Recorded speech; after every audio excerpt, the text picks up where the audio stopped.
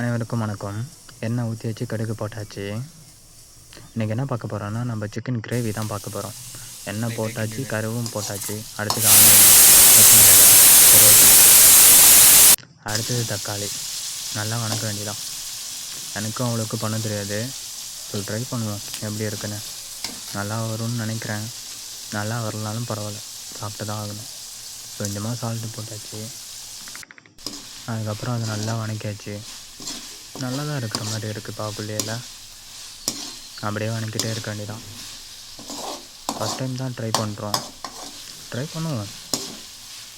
அடுத்தது பொடியெலாம் எடுத்துக்கலாம்.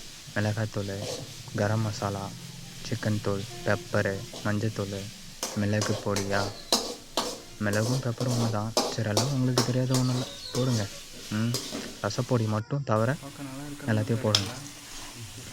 அதுக்கப்புறம் நம்ம ஆனியன், தக்காளி வணக்கிட்டு இருந்தேன் தெரியுமா, அதில் சிக்கன் போட்டு கொஞ்சம் வணக்கலாம். இன்னும் பொடி போடல. சிக்கன் போட்டு ஒரு 5 நிமிஷம் வணக்கிக்கலாம். ஓரளவு வணங்கிடுச்சா, கலர்ஃபுல்லாக தான் இருக்குது பார்க்குறதுக்கு. இப்போ அந்த என்ன பண்ணலாம், அந்த பொடியை போட ஆரம்பிக்கலாம். பொடி போட்டு கிண்டி விட்டாச்சு. இப்போ கலர்ஃபுல்லாக இருக்குல்ல,